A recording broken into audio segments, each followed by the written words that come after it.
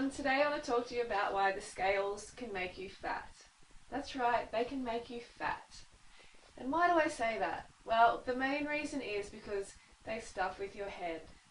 So the first thing I want you to do is to pause me for a moment and run off and go and jump on those scales. Okay? So do it. Alright, I'm going to assume that you went and jumped on the scales. So how do you feel now?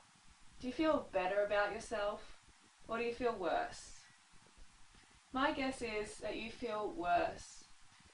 And the reason is because we never actually see that magic number that we want to see on the scales.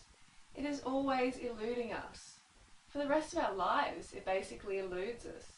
Because we go on the scales and, we want to see this number. It's very important to us. It's very important to our self-esteem. It's important to our relationships. It's basically important to our whole existence. Now, hopefully, if you're not stuck in this, scale obsession, then that's great. I applaud you. But so many people in society are stuck in it, and these are the people I'm talking to today. The thing about the scales is, my guess is it was created by the cooked food establishment. And why do I say that? Well, because the cooked food establishment wants you to feel bad about yourself. It creates things like products that we look to actually feel good about ourselves, even though we all know the feeling good about ourselves is created on the inside. You're never going to find it in a product. And that's basically what the scales do. They keep you fat, depressed, and a good consumer. Because once you feel bad, you get off those scales and you go, oh no, I'm not good enough. I don't see the number.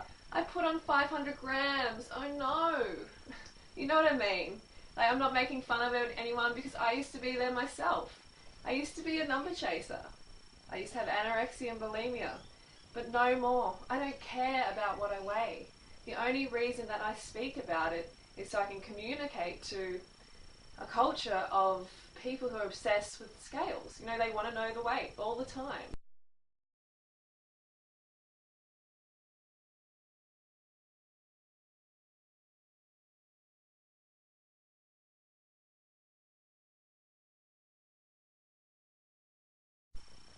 Alright, so it's a good thing if you can get out of that mindset and get into measuring your progress through your fitness goals, or how tight your clothing fits or how loose it is.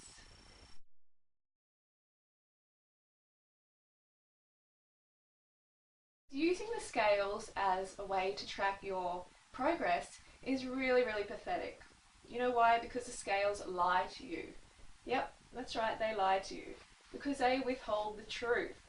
And how do they do that? Well, they don't tell you whether you've lost muscle, fluid, fat, or bone. So how do you know what you're losing? You could be losing water weight. And most likely you are. If you're doing some crash diet, you're just losing water weight. And you're going to gain it all back on within, a couple of weeks or a couple of months. So save yourself the pain. With water weight, the body, especially females, the body fluctuates a lot because of hormonal changes. So just welcome a little bit of fluid change. It's natural.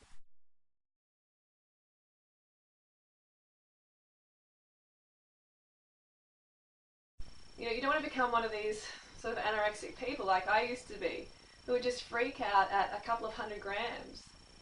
Or even a bodybuilder. I used to date bodybuilders, and they would just freak out at a kilo if they would actually lose a kilo. Most women want to lose weight, and most guys want to put on weight. But it's all crazy, because that scales is just lying.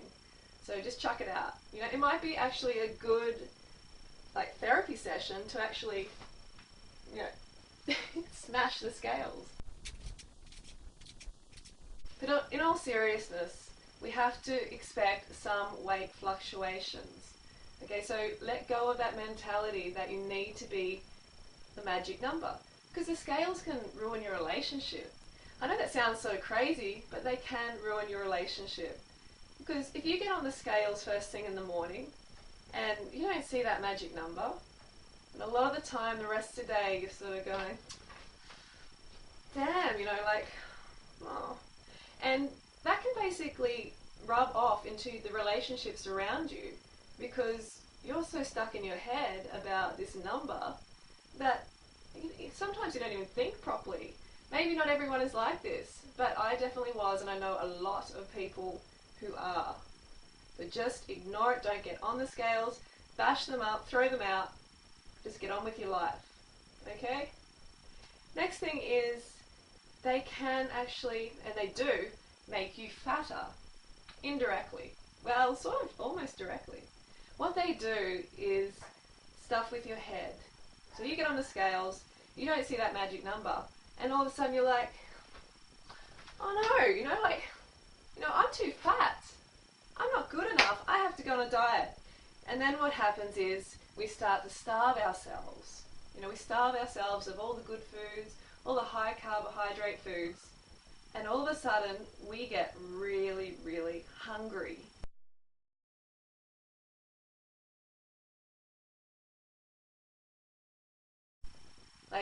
And we get so hungry that we even start to eat our friends, the animals. We start to eat other animals.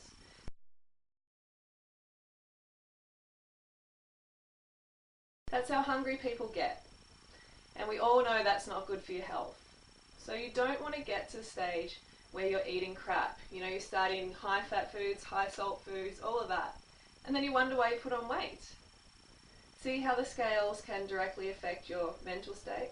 They can actually send you towards the bad food, and then you get fatter, and then you're back to square one.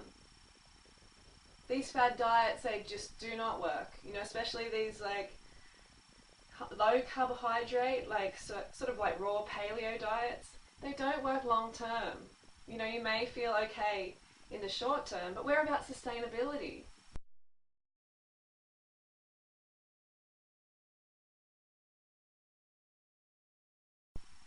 And back to the scales. The scales can also do some crazy, crazy things. They lead to the death of some people. The scales can kill you. This is no joke. People die of anorexia every day.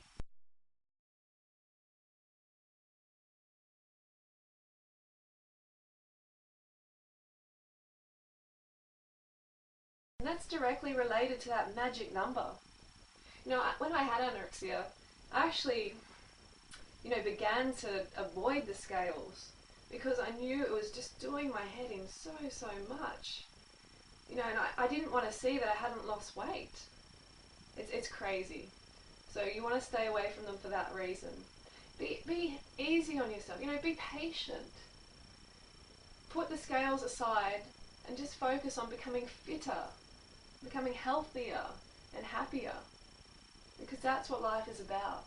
Life isn't about being a number chaser.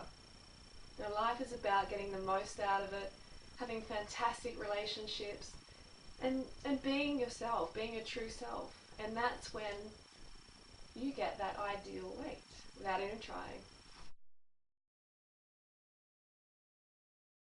The way I got lean is I got off the scales because they were doing my head in. And you might be saying, well, it's not the scales' fault, it's our obsession with the number. And that's true. I don't want to give the scales too much of a bad time. But at the same time, if you're not strong enough mentally to be able to ignore that number, then I suggest you get off the scales. And the only time that I may use the scales is to check my hydration or to communicate my weight with someone else who really wants to know. Because athletes, when it comes to hydration, athletes may use the scales to check how much water they have lost, say after a run or a bike ride. So in that way it can become very handy. But if you've got this attachment to the number, then do yourself a favour and get rid of them. Remember this? You may have to do that just to really release it from your life. Don't get stuck in this cooked food world of buying products, to make yourself feel better, or trying to attain this number that is never going to be attained. You can chase your tail forever, and that's what they want. They want you to be fat and depressed, basically. Because fat and depressed people are not going to lead a revolution, are they? No way. Because they're apathetic, they're lethargic, they're unmotivated to challenge the status quo. So you don't want to become one of those people. You want to stand up and you want to be strong within yourself, because you can be. And a little number should not dictate how you feel about yourself. So reclaim your sanity and your weight and chuck the scales out.